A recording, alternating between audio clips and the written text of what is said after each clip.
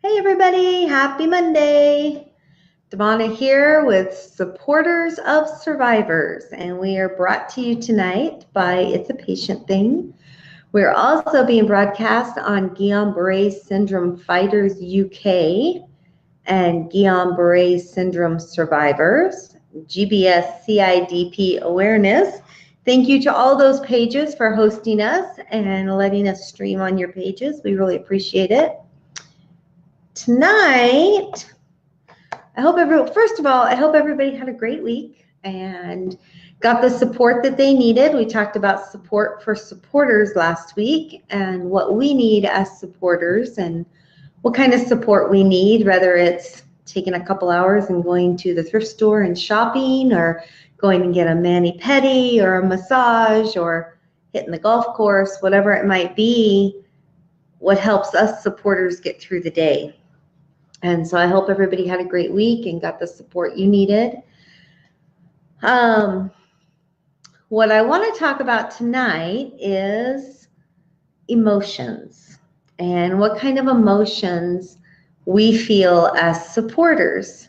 So I'm going to give a little disclaimer here right at the beginning. Any of you patients that are watching, and I'll probably say this again later on as more people come on, but any of you patients that are watching, you might see or hear us say that we have an emotion that you don't like, and need you to understand that sometimes we have emotions that we don't even like. It's hard to watch our patients, like we talked about last week. It's hard to watch our patients suffer, go through things, not be able to get up off the floor, not be able to walk. It's a difficult thing for us. And so we go through a whole gamut of emotions. So I think one of my biggest, actually I would say my number one emotion when dealing with Guillain-Barré, and others of you deal with CIDP, but my biggest emotion is fear. And I fear every day. I have fear every single day. For the past 11 years, 10 months, almost 12 years now, that I've had fear.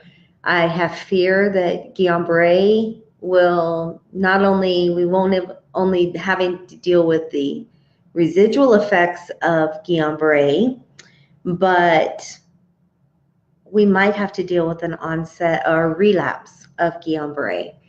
Something different from the initial onset. It could be worse, it could be easier, it could never happen. And it's definitely it's a rough emotion to deal with, and it's something that I'm just used to. Jacob says that if he didn't have pain, he would probably miss it. Well, if I didn't have fear, I would probably miss it. Because that's just part of my everyday life, is the fear that something else is going to happen. And so what I want to hear from you guys. I want to hear from supporters. What are some of the emotions that you deal with on a daily basis? Or what are some of the emotions that you deal with once in a while that, yeah, sometimes we feel that way, but sometimes we don't. And so what are those emotions? One of the other emotions for me that I don't feel real often, but is anger. Some of the emotions that you hold on a second. Jacob's got the sound on here. Sometimes I do get angry. Sometimes I get angry that Jacob was 12 years old when he got sick, and it wasn't fair. And that's a rough emotion to deal with sometimes. But then we go to the other spectrum, and the other spectrum is I have joy, and I feel joy when I see Jacob not in pain, and I see Jacob being able to walk and being able to move around without hurting. It makes me happy. So I have lots of different emotions. So I'm going to go over to some of the other pages and read what people are saying over there. So on Guillain-Barré syndrome survivors, is it Kay Bell? I was diagnosed on December 10th, 2018 with Guillain-Barré. Welcome to the family. We are a big family here, and sometimes we're happy, sometimes we're angry, sometimes we're scared, but we're here. We're here to support each other. And so we're here for your supporters also, your caregivers, the people who are helping you get through this. We want to be there for them too. Kay also says, I'm the youngest in Georgia. Let's see here. Let me just reading through some of these.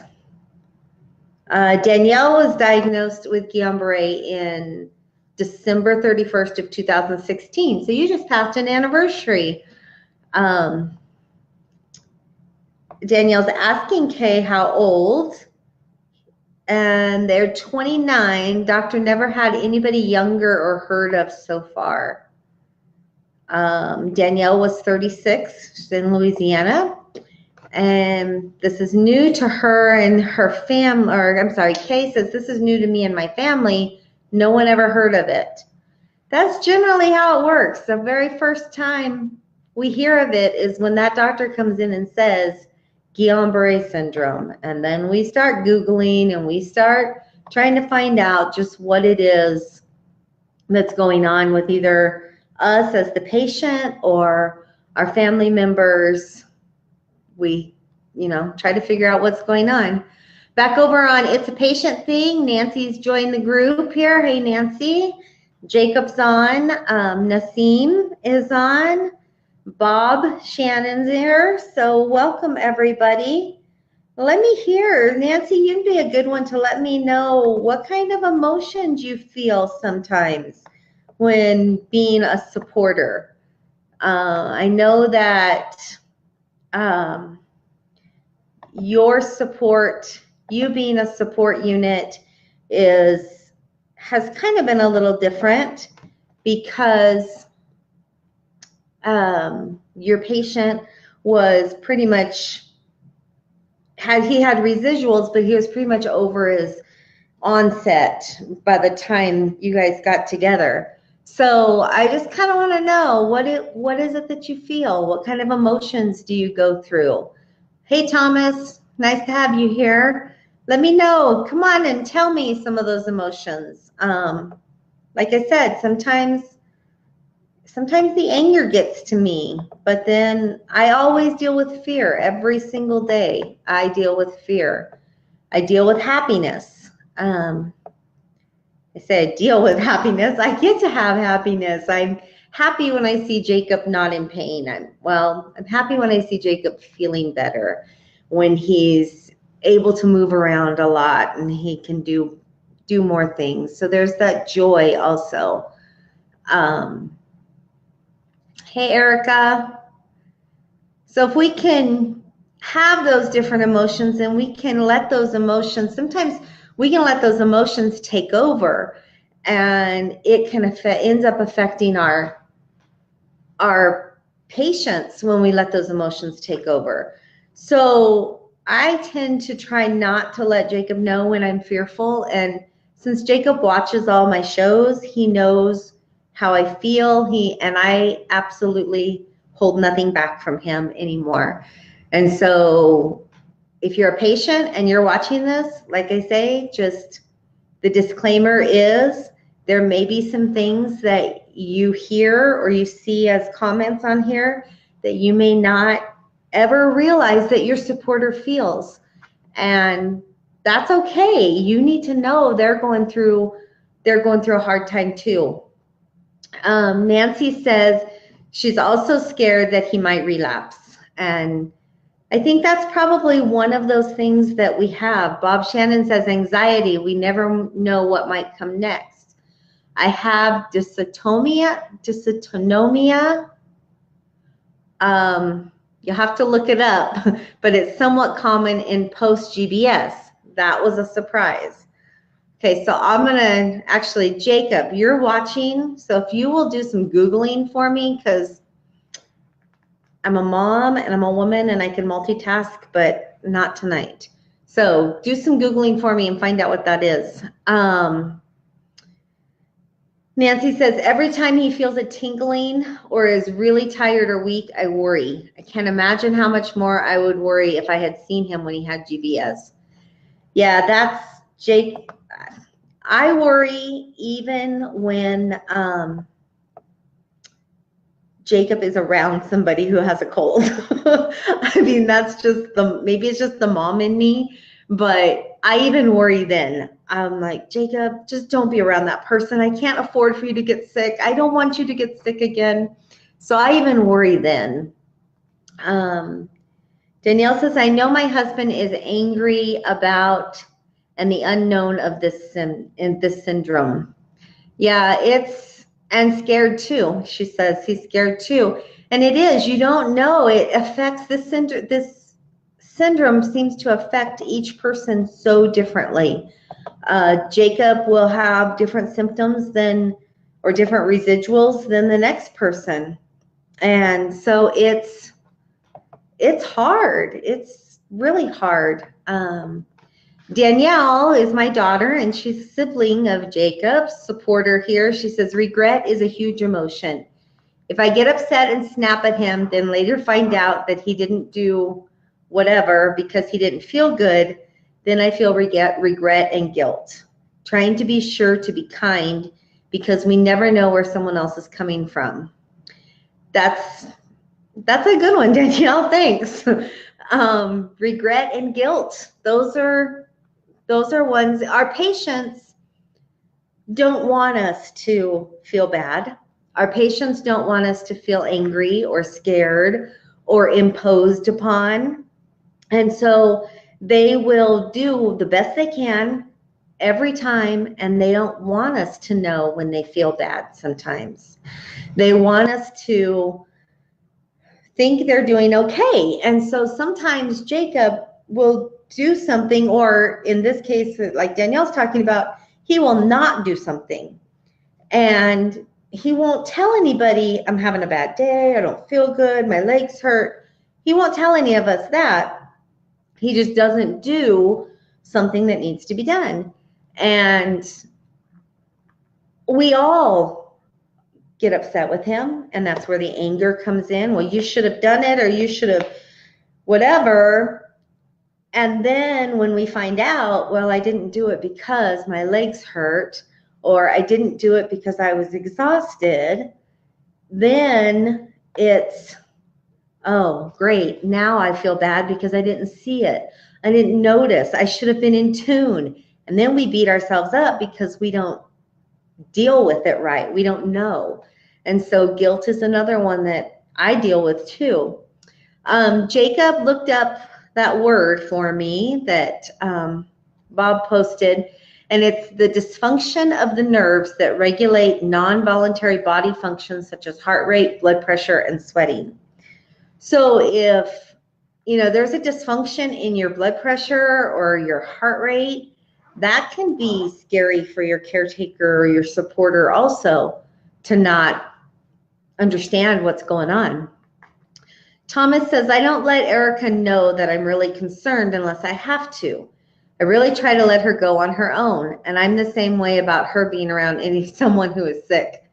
I think because it's so prevalent, and Jacob did some numbers last week on the couch about the flu shot versus the flu, and I say if there is any risk at all of getting GBS or having a relapse, don't take the risk. So don't be around someone who has the flu because there is a risk. Erica says, I try to hide how I feel on my bad days, but I know that he knows when I don't want to go anywhere and just lay in my bed. I tell him to go by himself, and I don't feel like going. I feel bad that I make him do this for me, even after he works a full day at work. It's hard to, I'm sure as a patient, And I said a couple of weeks ago in one of the shows that I had a stroke about 8 years ago. And so I was a patient, and I hid a lot of times how I really felt because I didn't want anybody babying me. That's really what it boiled down to, is I didn't want anybody babying me. And so I hid a lot of times about how I felt, and I just wanted to deal with it on my own. But I had to remember I have those supporters too. So David says Jacob should play his limber neck card. So Jacob, whenever you feel like that, you should just play your limber neck card, and then we'll all know it's okay. Pamela says over on Guillain-Barré syndrome survivors, I was 30. Kay says, I have seizures. I'm unaware of that's frustrating. Some days I'm okay, some days are worse. Danielle says, for me, I don't tell my husband if I'm having a bad day because he wants me to bring me to the doctor. So I try not to say, but he knows now because now I have seizures due to it. So it gets him really nervous. Yeah, thankfully Jacob does not have seizures because of it.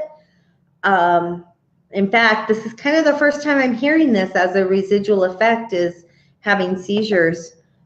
Jacob did have seizures as a baby. When Jacob was like 9 months old, 9 and 10 months old, he started having seizures. And so it's scary when the seizures come. I know I held my baby in my arms having seizures for about 9 months. And so I'm sure that is very scary for your husband. And I think one of the things that Danielle was saying, that about regret and about guilt, and I think